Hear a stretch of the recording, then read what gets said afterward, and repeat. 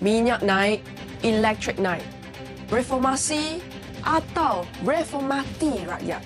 1 Julai bakal jadi hari rasionalisasi kononnya. Tapi bila minyak dan elektrik naik serentak, itu bukan rasional. Ini tekanan hidup tahap maksimum. Kerajaan kata 85% rakyat tak terjejas. Hanya T15 yang kena harga mahal sikit. Betul ke? Kita hidup dalam dunia yang sama dengan menteri ke?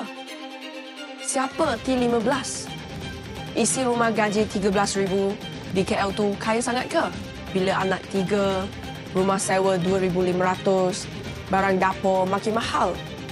Apa formula kerajaan? Pernah tak turun padang kira sendiri? Menteri kata, jangan risau. Tapi yang pump petrol, bayar bil tu siapa? Kita, bukan mereka. Menteri kata, oh nak guna MyCard untuk tentukan siapa dapat subsidi. Tapi, mesin scan tu milik siapa? Kalau kerajaan, berapa lagi kena keluar belanja? Ada tender terbuka tak? Kalau milik syarikat swasta, data rakyat siapa jaga? Kalau IC bocor, maklumat jatuh ke tangan scammer, siapa nak tanggungjawab? Kalau sistem down, nak tunggu server elok dulu, baru boleh isi minyak ke? Sekarang dah Mei, tinggal 1 bulan lebih sampai Julai. Sistem dah siap? Rancangan solid dah ada? Orang tua warga kampung yang tak biasa dengan teknologi, bagaimana? Jadi bahan eksperimen. Dan ya, 1 Julai juga, tarif elektrik untuk kilang besar akan naik. Kos pengeluaran naik, tak mungkin harga barang duduk diam. 1 hari nanti, percayalah, 2 beban naik serentak.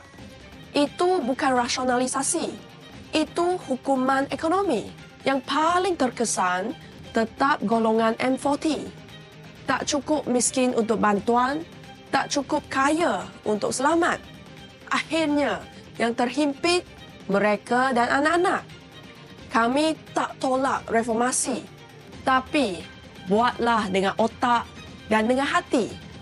Kalau kerajaan benar-benar serius nak laksana subsidi bersasar, ini 2 cadangan yang lebih masuk akal. 1. Laksana kenaikan harga secara berperingkat dengan garis masa dan pelan yang telus. Kami percaya pada tanggungjawab fiskal. Tapi, jangan bagi kejutan kepada rakyat dan pasaran. Jangan ulang langkah subsidi diesel. Hari ini umum, esok terus jalan tanpa sebarang rancangan. Kedua, rasionalisasi mesti digandingkan dengan pelan naikkan pendapatan rakyat. Tak boleh potong sahaja.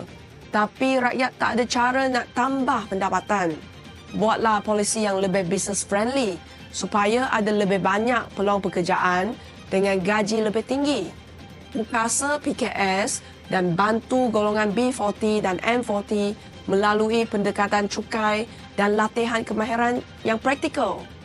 Sekarang ni kita rasa bukan subsidi yang tak rasional, tapi cara pelaksanaan kerajaan yang tak rasional.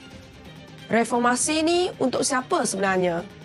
Untuk rakyat atau hanya untuk cukupkan bajet? Rakyat bukan eksperimen ekonomi.